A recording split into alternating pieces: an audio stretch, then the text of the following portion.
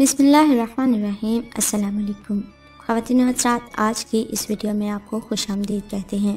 گھر میں داخل ہوا تو دیکھا بیوی بیٹھی رو رہی ہے۔ کیا ہوا؟ میں نے پوچھا۔ آج اس نے بیوی کے کہنے پر بڑھیا کو پھر مارا ہے، اور اتنا مارا وہ پھر ہچکیوں سے رونے لگی۔ تمہیں کیا، وہ اس کی ماں ہے، تمہاری نہیں، اور پھر بڑھیا زبان چلاتی ہوگی۔ میں نے اس کا غم غلط کرنے کے لیے کہا، آپ کو کچھ پتہ بھی ہے؟ اس بیچاری کو فالج ہے۔ بیوی نے تلخی سے جواب دیا، پہلے تم نے کبھی نہیں بتایا اس کو فالج ہے۔ اچھا چھوڑو، ہم کر بھی کہہ سکتے ہیں۔ میں نے موضوع بدلنے کی کوشش کی۔ میرا دل کرتا ہے بڑھیا کو اپنے گھر لے آؤں کچھ دنوں کے لیے۔ کیا کہا؟ پاگل ہو گئی ہو؟ پڑھائی مصیبت اپنے گلے ڈالو گی؟ مجھے اس کی سوچ پر غصہ آ گیا۔ صرف ہفتے بھر کے لیے؟ نہیں، یہ ناممکن ہے۔ اور پھر وہ کیوں دینے لگا اپنی ماں ہم کو؟ میں نے کہا، اس کی بیوی کئی مرتبہ کہہ چکی ہے، بڑھیا مرتی بھی نہیں۔ بیوی نے کہا، بس اب آپ مان جائیں اور اس کو اپنے گھر لے آئیں۔ یہ کہتی ہوئی وہ میرے پہلو میں آ بیٹھی۔ اچھا جی، اب اس بڑھیا کو گھر لانے کی ذمہ داری بھی مجھ پر ڈال رہی ہو، اور یہ تو سوچو تم اس کو سنبھال بھی لو گی۔ میں نے کہا، اپنے بچے تو ہیں نہیں، میں گھر میں سوائے ٹی وی دیکھنے کے اور کیا کرتی ہوں؟ چلو وہ آ جائے گی تو میرا دل بھی لگا رہے گا، اس نے اداسی سے کہا۔ ہماری شادی کو 10 سال ہو گئے تھے، مگر اولاد سے محرومی تھی۔ میں نے سوچا چلو بات کر کے دیکھنے میں حرج نہیں ہے، کون سا وہ اپنی ماں ہمیں دینے پر راضی ہو جائے گا۔ اگر راضی ہو گیا تو، اگر وہ بڑھیا مستقل گلے پڑ گئی تو؟ میں نے اپنے خدشے کا اظہار بیوی سے کیا۔ یہ تو اور بھی اچھی بات ہے، اس نے خوش ہوتے ہوئے کہا۔ اگلے دن شام کو کافی سوچ بچار کے بعد میں ان کے گھر گیا۔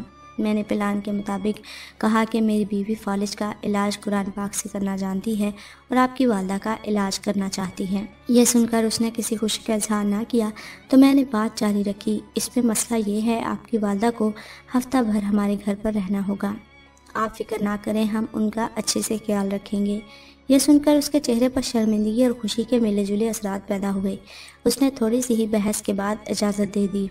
میں نے اٹھتے ہوئے کہا، علاج میں 15-20 دن بھی لگ سکتے ہیں۔ اس نے اور بھی خوشی محسوس کی، کہنے لگا، سلیم صاحب، میں چاہتا ہوں میری ماں ٹھیک ہو جائے، بھلے مہینہ لگ جائے۔ اور یوں اماں مستقل ہماری ہو کر رہ گئیں۔ وہ بڑھیا سفید روئی کا گالا سی تھی، مناسب خوراک اور دیکھ بھال نہ ہونے کی وجہ سے حالت اور زیادہ خراب تھی۔ میری بیوی تو تن من دھن سے اس کی سیوا میں جٹ جاتی۔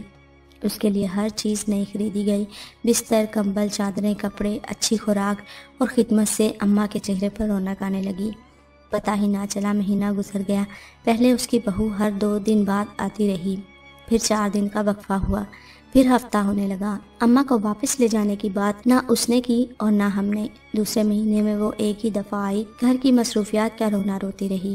تیسرے مہینے کے بعد اس نے آنا بند کر دیا۔ میں نے بیوی سے کہہ دیا، اب اماں تمہاری ذمہ داری بن گئی ہے، اب تم سنبھالو۔ بیوی نے خوشی کا اظہار کیا۔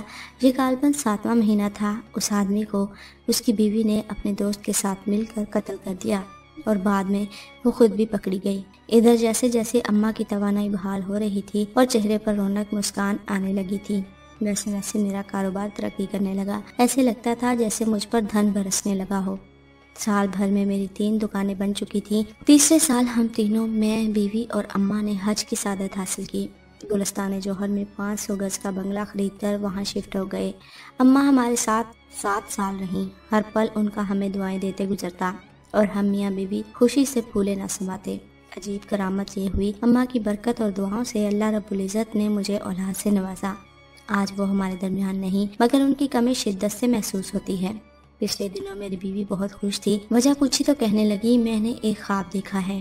کیسا خواب؟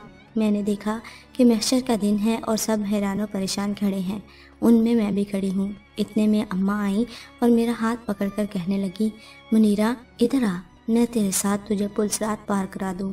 میں ان کے ساتھ چلی۔ ہم ایک باغ سے گزرے۔ تھوڑی دیر میں باغ ختم ہوا تو ایک بڑا سا میدان آ گیا، تو اماں کہنے لگی، بس ہو گیا پلسرات پار۔ میں حیران ہوئی تو وہ بھی زور سے ہنسنے لگی۔ پھر میری آنکھ کھل گئی۔ مبارک ہو گئی، بہت اچھا خواب ہے، مگر تمہیں میرا خیال نہ آیا۔ چلو خیر، ہمیں بھی کوئی نہ کوئی مل ہی جائے گا پلسرات پار کرانے کے لیے۔ آمین، بیوی نے جیسے دل کی گہرائیوں سے کہا۔ اور پھر اس کو میں نے یہ نہیں بتایا، ایسا ہی خواب میں بھی دیکھ چکا ہوں۔ بس فرق یہ تھا، اماں نے میرا ہاتھ پکڑتے ہوئے، کہا تھا، چلو تمہیں منیرہ کے پاس لے چلوں، وہ پلسرات کے پار تمہیں چھوڑ کر جائے گی۔ तुम्हारा इंतजार कर रही है। ख़वातीन और हज़रात, इंसान की ज़िंदगी में बहुत सारे ऐसे वाक़यात हो जाते हैं कि जिनको फरामोश करना हमेशा के लिए नामुमकिन होता है, लेकिन अगर हम बुज़ुर्गों की खिदमत करते हैं, उनकी इज़्ज़त करते हैं, उनका मान रखते हैं, तो इसका सिला हमें अल्लाह ताला देता है। अगर आप भी अल्लाह ताला से सिला हासिल करना चाहते हैं तो अपने बुजुर्गों की खिदमत कीजिए, उनके साथ इज्जत के साथ पेश आइए। उम्मीद करती हूँ हमारी आज की वीडियो आपके लिए रहनुमाई का बाइस होगी और वीडियो आपको पसंद आएगी।